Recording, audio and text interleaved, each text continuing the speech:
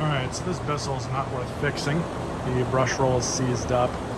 It looks like it was left outside in the water for a while. There's a bunch of stuff in it and it smells really bad. So I'm not even going to bother trying to fix this one. It's simply not worth my time. However, you guys who need to see how to take one of these apart, this is the video for you. Take off the dust cap. And to make things easier, go ahead and remove the hose. Just like that. So being that we're going to be getting into the motor and everything, the easiest way to do this is to basically separate the body of the vacuum with the power nozzle. How you do that is just undo this screw.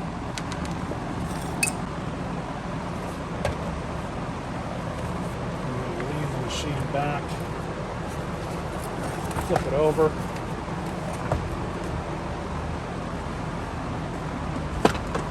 So now we're going to take off the bottom plate.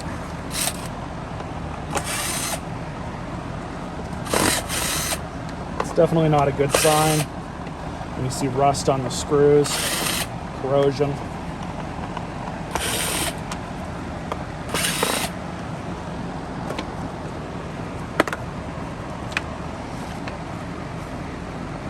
Yeah. So this brush roll is seized solid.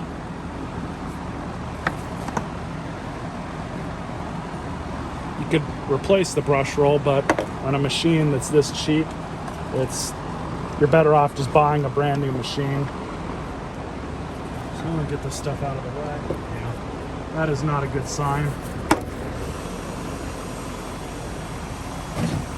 Now, could I go through the pain and the hassle of fixing this thing and cleaning it up? Yeah, but it's really not worth my time. These cheaper machines, you're better off just getting rid of them and getting a new one. Now what we have to do is take I believe the top cover comes off on these. I've not worked on one of these particular machines before. It looks like we have a screw back in here, and then possibly these two have to come off.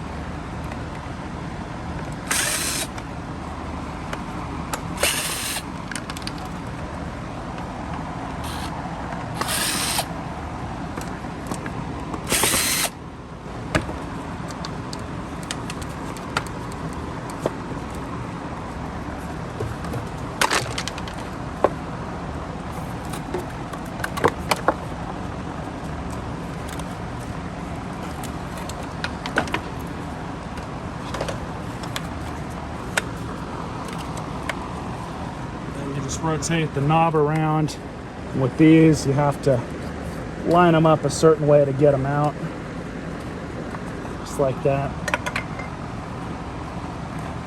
I don't think I had to remove that, but yeah, it looks like I did. So that's that.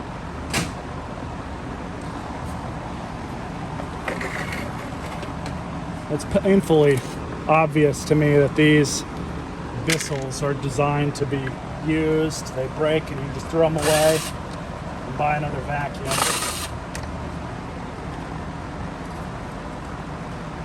They're not meant to be serviceable.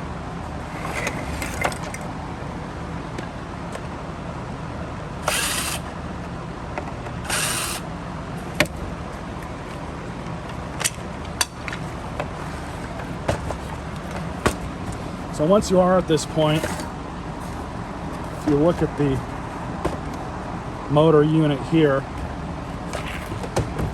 flip this over, there's screws that you can take off here to get at the motor.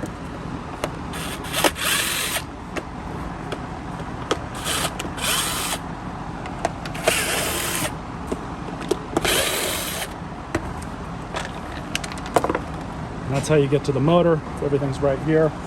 So you need to replace it, remove, replace, rewire. Make sure you take pictures of the wires if you're unfamiliar with how this stuff works. This is going to be scrapped anyways. And you guys can see how rusty that is. Now, provided you need to get to the cord reel to replace this, what you're going to have to do is not worry about any of that yet unless I say. But you're going to take off this top piece here.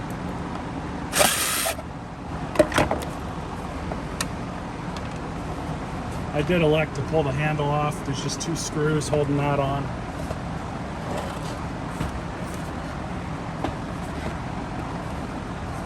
So it looks like we are going to have to undo all these screws.